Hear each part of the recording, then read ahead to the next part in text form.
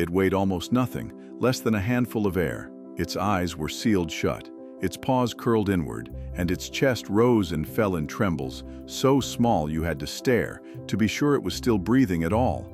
It had no mother, no nest, no chance, just a stranger's warm hands, and whatever came next. This is the story of Stuart, a baby weasel found at the edge of survival, and the man who refused to look away. Spring had come quietly to the woods near his home, the kind of spring that smells like wet earth and new leaves, where everything feels like it's waking up after a long, dark sleep. He was just walking, no particular destination, no particular thought, when he heard it. A sound so faint it almost wasn't there at all. He stopped, looked down, and there, tucked against the root of an old tree, was the smallest living thing he had ever seen. A baby weasel, newborn. Its eyes were fused shut, its paws curled inward, its fur barely a suggestion against its pink, translucent skin. It trembled continuously, like a leaf that couldn't stop falling. There was no mother, no nest, no sound in the woods except the wind and that faint, heartbreaking whimper. He didn't think, he just reached down. Back home, the reality of what he'd done settled over him like cold water. He had no idea how to feed a newborn weasel. He didn't even know if newborn weasels could be fed by hand. He warmed some goat's milk, the closest thing to wild animal milk he could find, drew it into a needleless syringe, and brought it gently to the creature's tiny mouth. Nothing. The baby weasel didn't drink. It did what newborns do. It acted on pure, blind instinct. It chewed. It gnawed at the tip of the syringe like it was trying to nurse from a piece of plastic, because that was all it knew how to do. It had never been taught anything. It had never been shown anything. It had come into the world and immediately lost the one creature who was supposed to show it how to survive. So the man kept trying. Minute after minute, he adjusted the angle, changed the pressure, repositioned the little body in his palm, and then the baby weasel began to drink. A week passed, then another.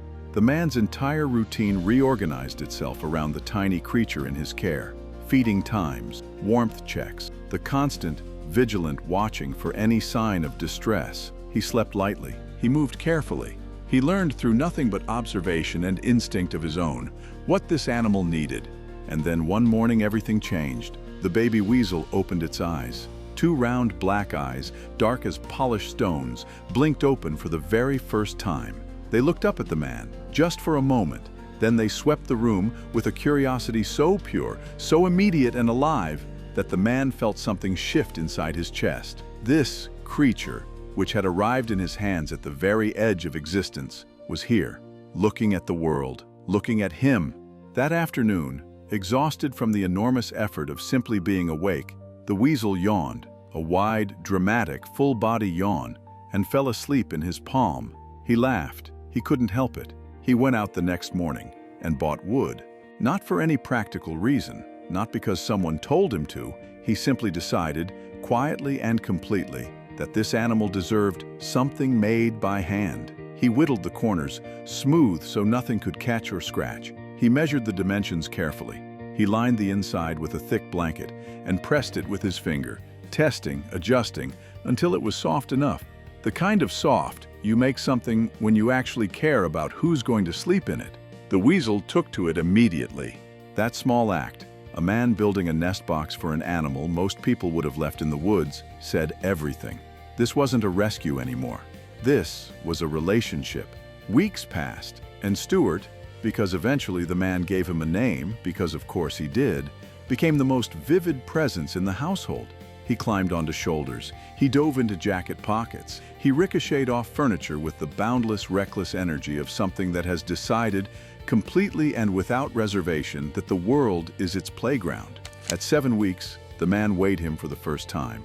126 grams, a number that meant almost nothing to anyone else. But to the man who had watched Stuart consume his first hesitant drops of goat's milk from the tip of a syringe, it was everything. Proof, evidence. A small animal had arrived in his hands at the edge of surviving and had crossed over, fully and completely, into living.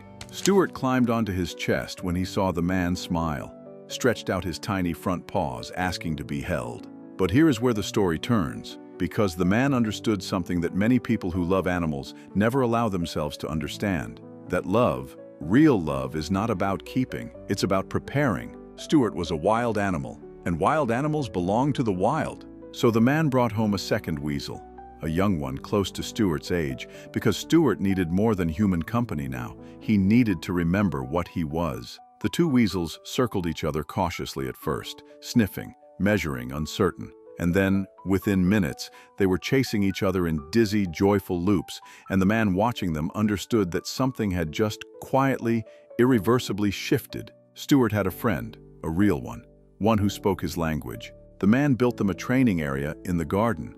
Real soil, small burrows, natural hay. He had studied the structure of wild weasel dens, drawn inspiration from what he'd observed near the mountain woods, and built something that approximated, as closely as a human could, the world these animals were meant to inhabit. He placed twigs inside their nest box so they could learn the scent of outside.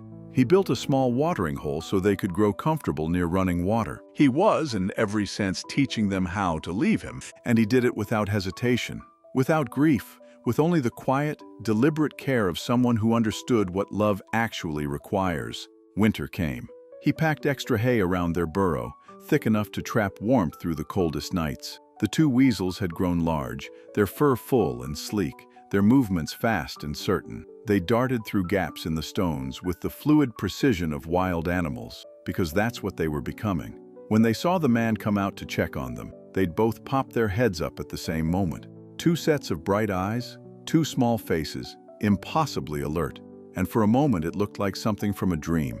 Then summer returned, warm and full.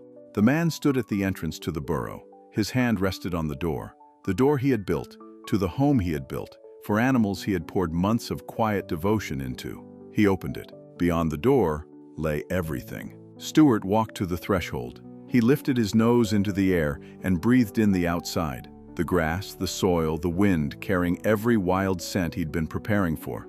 He stood there for a long moment, and then he turned around. He ran back to the man. He pressed himself against him, squirming upward, reaching, the same way he had reached as a newborn in his palm, searching for warmth, searching for the thing that felt like safety. "Stay!" his whole body seemed to say. Just a little longer. The man held him. And the other weasel, the second one, the friend, moved differently. He stood at the door, looked out, and then turned back and looked up at the man. Those eyes held something older than gratitude, something that understood exactly what this moment was and had made its peace with it. Then he was gone. Into the grass, into the thicket, into the life he was always supposed to have. The man stood in his garden in the summer light, watching the place where his weasel had disappeared.